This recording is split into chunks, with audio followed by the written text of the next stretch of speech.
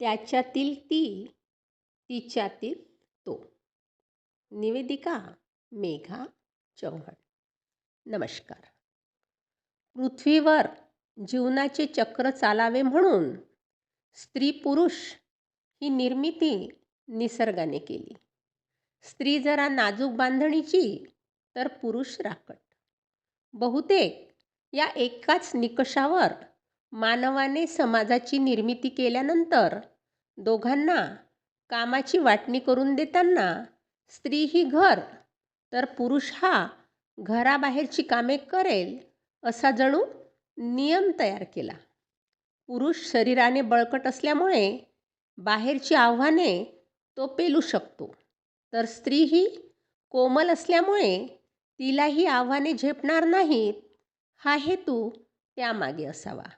निसर्गाने हा भेद करणे शक्यच नाही. त्याने फक्त जनन प्रक्रियेच्या सुलभतेसाठी दोघांच्या शरीराची भिन्न रचना घडविली. ते करताना एक सबळ तर दुसरा दुर्बळ हा भेद सृष्टीने केला नसावाच. समाजाने प्रत्येकाच्या मनात हे बिंबवले की स्त्री ही शारीरिक भावनिकदृष्ट्या दुर्बळ तर पुरुष हा सबळ आहे, नव्हे असायलाच हवा. तसे नियमच समाजाने घालून दिल्यामुळे त्या पिढ्यानुपिढ्या अंगवळणी पडल्या आहेत.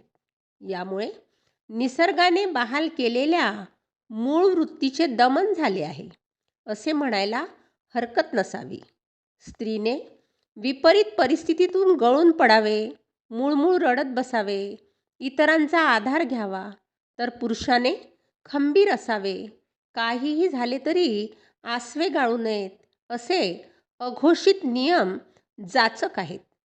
वैश्विक सत्य हे की प्रत्येक पुरुषात एक स्त्री आणि प्रत्येक स्त्रीत एक पुरुष हा विराजमान असतो. म्हणून अर्धनारी नटेश्वर ही संकल्पना अगदी पुरातन काळापासून अस्तित्वात आहे. 21व्या शतकात समाज रचनेत बरेच बदल घडून आले आहेत. कुटुंब व्यवस्थेमध्ये सुद्धा त्या अनुषंगाने स्त्री पुरुषांच्या भूमिकेत लवचिकता आलेली बघावयास मिळते आहे.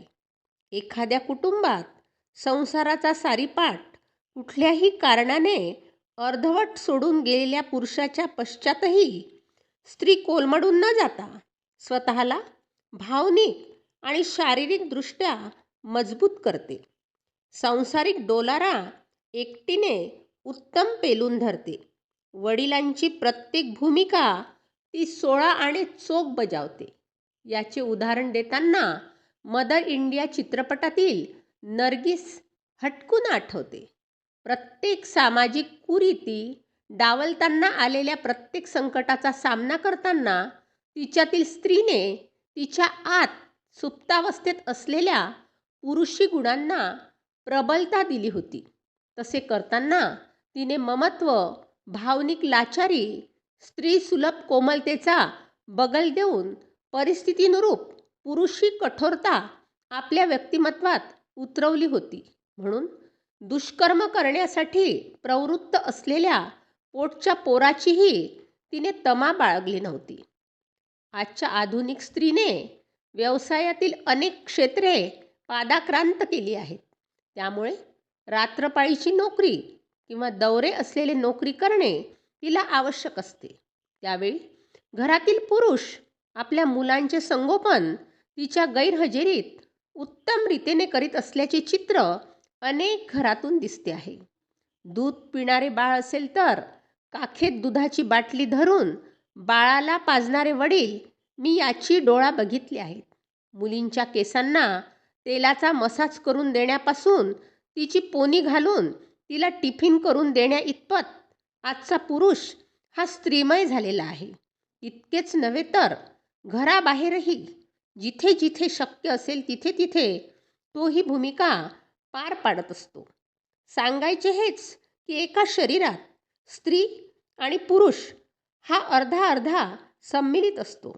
त्यांना परिस्थितीनुरूप तोलायमान ठेवणे ही त्या शरीराची गरज असते. तेव्हाच ते शरीर संपूर्ण होते. ही संपूर्णता जेव्हा येते तेव्हाच विठ्ठल आणि ज्ञानेश्वर हे माऊली पदाला पोचतात. राणी लक्ष्मीबाई, राणी दुर्गावती यासारख्या वीरांगना जन्माला येतात. अशा त्याच्यातील तिला आणि तिच्यातील त्याला कुर्निसात. धन्यवाद.